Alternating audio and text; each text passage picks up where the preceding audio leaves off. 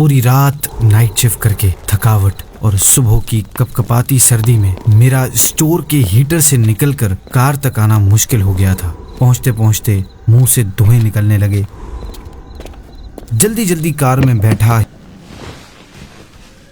Heater on किया जिससे बदन में कुछ जान आई। थोड़ी देर में टेम्परेचर नॉर्मल हुआ। सर्दी देखकर बाकी सारे काम कैंसिल किए और हल्की रफ्तार में कार घर की तरफ मोड़ दी। रास्ते सुनसान पड़े थे।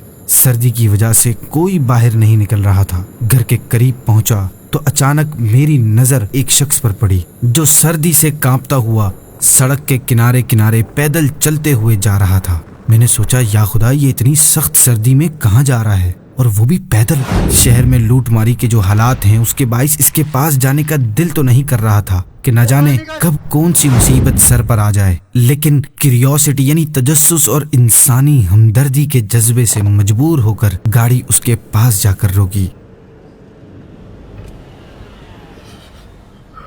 जनाब, इतनी सर्दी में कहाँ जा रहे हैं? आए मैं आपको छोड़ दूं? बहुत शुक्रिया जनाब, अभी तो मैं बस पहुंच ही गया हूँ। ये सामने वाली मस्जिद ही जाना है। लेकिन अभी तो फजर की अजान भी नहीं हुई। जी, मैं यहाँ का मोज़िन हूँ, अजान का वक्त हो गया है। आपका बहुत बहुत शुक्रिया, अल्लाह ताला आपको खैर जज़ा दे। वो दुआएं देता हुआ मस्जिद की तरफ चल दिया तो अचानक मुझे गर्मी में तपती दोपहर याद आ गई। जब अपनी दोपहर की शिफ्ट मुकम्मल करके तकरीबन 3:30 बजे के आसपास उसी जगह से गुजरा था तो ये शख्स इसी तरह रोड पर जाते हुए नजर आया था। उस वक्त हैरान भी हुआ था कि इतनी शिद्दत की गर्मी में ये कौन है और कहाँ जा रहा है, लेकिन गर्मी और थकावट की वजह से रुक कर पूछने की हिम्मत न थी और जल्दी जल्दी घर पहुंचकर एसी ऑन करके सो गया था।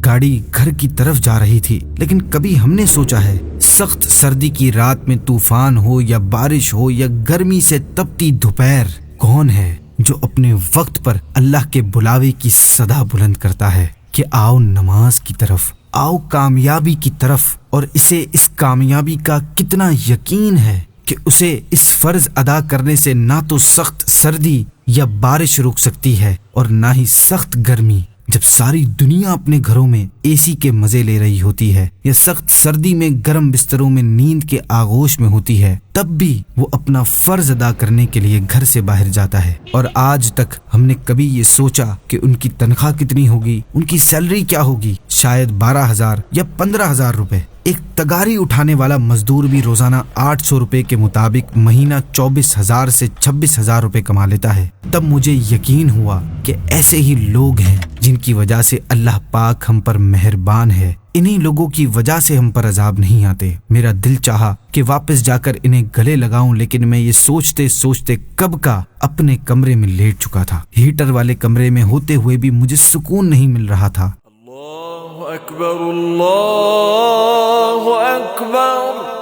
इतने में अजान फजर हो गई। बेइख्तियार मेरे कदम घर से बाहर की तरफ चल पड़े। सर्द हवा के झोंके उस वक्त मुझे एक अजीब ही लुत्फ दे रहे थे कि आज मैंने अल्लाह के मुनादी की सदा पर लब्बैक कहा है। अपने इर्द गिर्द मसाजिद के इमाम, मुअज्जिन, खादिम वगैरह की घरेलू जरूरियात का ख्याल रखना हम सब की अखलाकी जिम्मेदारी है। ये पूछने के बजाय कि कोई जरूरत हो तो हाजिर हैं, कि बजाय इनकी खिदमत कीजिए बल्कि खुद ही इनकी खिदमत कीजिए। बेहतर है कि कैश की सूरत में मदद की जाए, वरना इमाम साहब के पास अक्सर लोग नए और घर के पुराने जाए नमाज लेकर आते हैं। इमाम क्या करेगा इतने जाए नमाजों की तोहफों का? इनकी हेल्प करें, इनको अपना फैमिली मेंबर समझें, इनकी परेशानियों को अपनी परेशानी समझें। इन दरवेश सिफत लोगों की वजह से ही हमारी मस्जिद आबाद हैं, इनकी कदर करें।